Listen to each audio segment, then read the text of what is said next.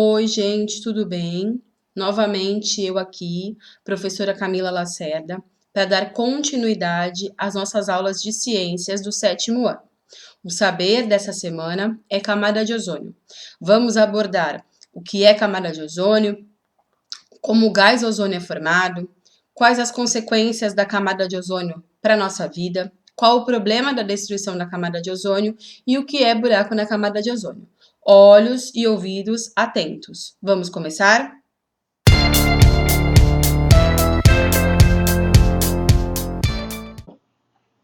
A gente tem uma imagem da camada de ozônio.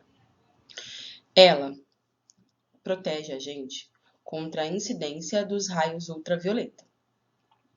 Ela é muito importante para a sobrevivência da vida na Terra.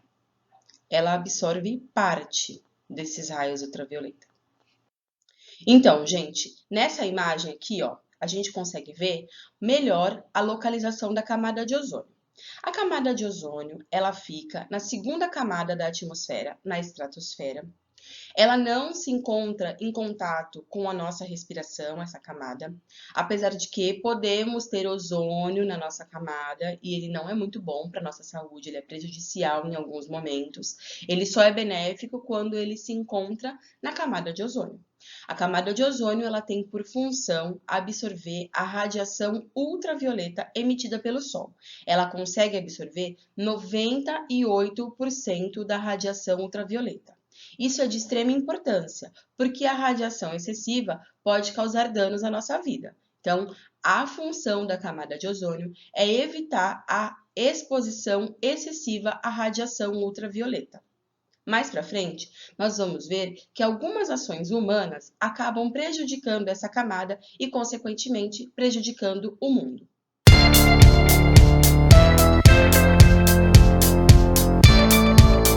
Nessa imagem, a gente vai conseguir entender a formação e a destruição do gás ozônio.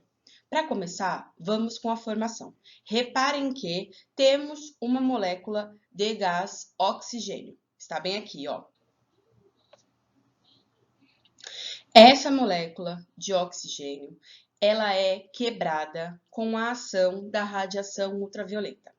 No momento em que ela é quebrada, ela forma dois átomos do elemento químico oxigênio. Esses dois átomos que vocês estão vendo representados pelas setas, eles vão se unir a outras moléculas do gás oxigênio, representado pela fórmula molecular O2. Esse átomo de oxigênio sozinho vai se unir a uma molécula do gás oxigênio. E aí a gente tem a formação do gás ozônio. No caso da destruição, acontece praticamente a mesma coisa, só que em vez da radiação agir nas moléculas de gás oxigênio, ela vai agir nas moléculas de gás ozônio. Então, a radiação entra em contato com as moléculas do gás ozônio, O3, e quebra essas moléculas. Essas moléculas, ao serem quebradas, formam um átomo do elemento químico oxigênio sozinho e forma uma molécula do gás oxigênio. E, portanto, temos assim a quebra do gás ozônio. Se vocês repararem bem, mais para frente, uma outra molécula de gás oxigênio pode se encontrar com um átomo do elemento químico oxigênio e formar novamente o gás ozônio. Viram como funciona?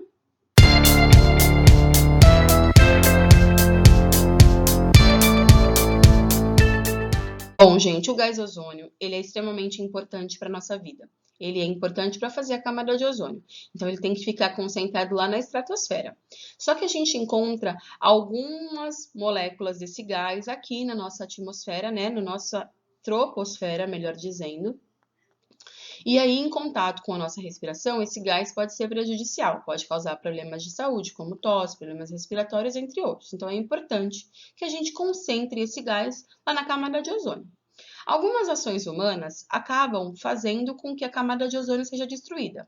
Entre elas é a emissão do CFC.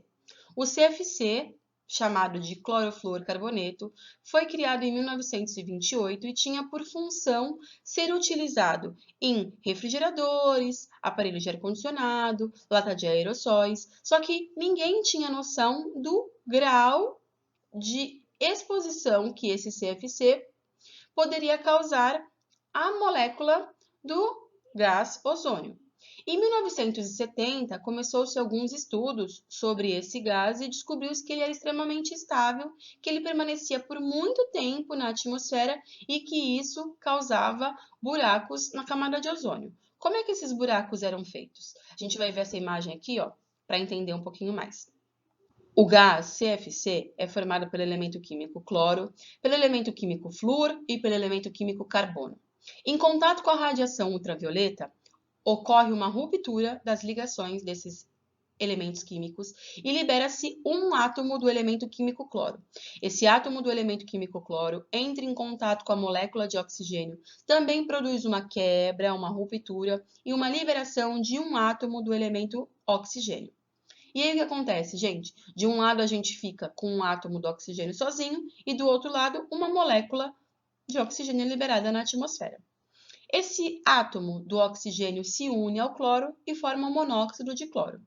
Esse monóxido de cloro continua na atmosfera e aí se encontra com um átomo do oxigênio.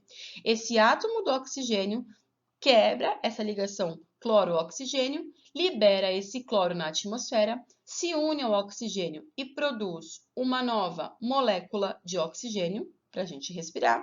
Só que esse cloro na atmosfera vai novamente iniciar a quebra do gás ozônio e assim, consequentemente, a criação dos buracos na camada de ozônio.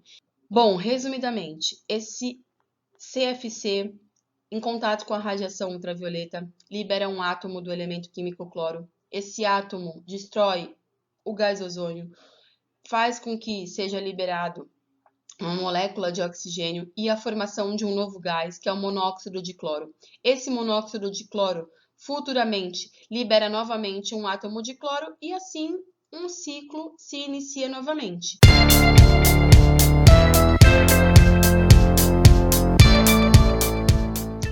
Aqui nessas imagens, a gente encontra o buraco na camada de ozônio. O buraco na camada de ozônio, como a gente viu, ele é criado pela emissão de alguns gases, entre eles o CFC, como a gente falou nos slides anteriores. Esse buraco é prejudicial, gente, porque ele faz com que a radiação não seja filtrada e aí isso acaba aumentando alguns problemas que a nossa Terra já tem. Os buracos na camada de ozônio, eles começaram a ser descobertos na década de 80. E então, depois de um certo tempo, foi criado um protocolo. O nome do protocolo é Protocolo de Montreal. Nesse protocolo, os países envolvidos se comprometiam em diminuir ou extinguir a emissão do gás CFC, do gás clorofluorcarboneto. Tanto que hoje em dia, refrigeradores, aparelhos de ar-condicionado, lata de aerossóis não utilizam mais esse gás em sua composição, em sua formação. Se a gente olhar bem as imagens, conseguimos ver que o buraco na camada de ozônio existe. Em 1980 ele tinha um tamanho, em 1987 ele aumentou e em 2019 conseguimos ver por imagens que ele deu uma pequena diminuída. Também podemos perceber que a sua localização é o polo do planeta Terra. E observando bem a coloração, quanto mais amarelo, vermelho e rosa encontrarmos no mapa, maior é a concentração de gás ozônio na camada de ozônio. E quanto mais azul e roxo encontramos no mapa, menor é a concentração desse gás na camada de ozônio. Depois das ações do Protocolo de Montreal, do comprometimento de todos os países envolvidos nesse protocolo, estima-se que entre 2050 e 2060, esse buraco que a gente consegue enxergar nas imagens pertencente à camada de ozônio tenha diminuído bastante ou até mesmo tenha se extinguido. Vale ressaltar que o buraco na camada de ozônio provoca uma grande incidência de radiação ultravioleta na Terra, problemas de saúde e até o aquecimento global. E aqui a gente encerra a nossa aula sobre a camada de ozônio. Agora é com vocês. Acesse lá o blog da Secretaria de Educação. Lá vocês vão encontrar as atividades 28 e 29 sobre a nossa aula de camada de ozônio. Até a próxima semana!